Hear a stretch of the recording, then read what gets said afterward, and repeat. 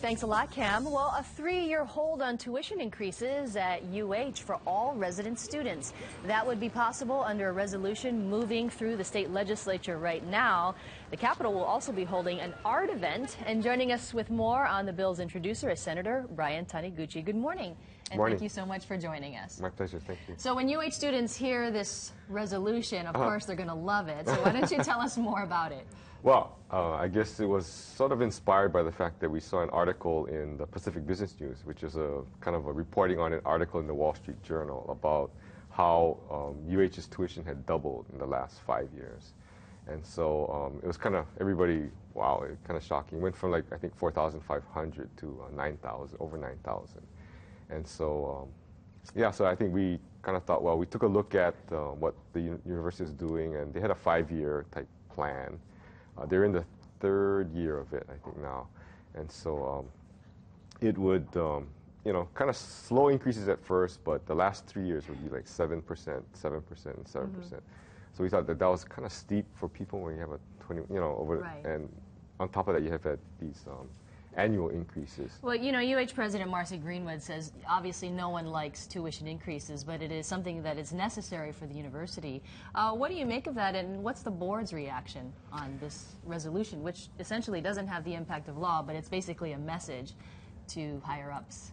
Well, I think it's kind of a double-edged sword for the legislature in a sense that she's correct, that, you know, if we want tuitions to stay low, then the state's, the legislator, the state's contribution to the university has to be larger. And so I think, yeah, it's a call to us too to, you know, take a look at what we're spending at university and our contribution from the state to that, because it's basically gone down over the last couple of years too. And now you're going to be opening up your office, and several lawmakers are opening up their offices so that people can see the public art in there. Why don't you tell us more about that event? This will be Friday from about 4:30 to 7. It started 5 years ago.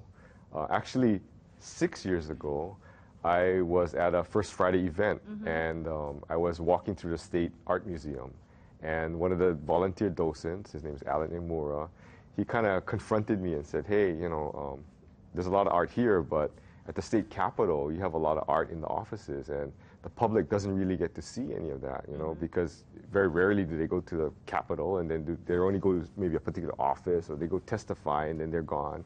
And so he said, so we kind of thought about it, and I think we came up with the idea of maybe having this event where Art at the Capitol, where we open up the offices during the evening on a First Friday. Yeah, well, it's a great, you know, thing for people to see the art. Now, one of the issues that I have to ask you about that does come up is, you know, as you know, and we were all talking about it for a lot of people, is that one of the representatives reportedly used racist remarks to describe the lack of Native Hawaiian art in her office. So what became of this issue, and what did the lawmakers talk about?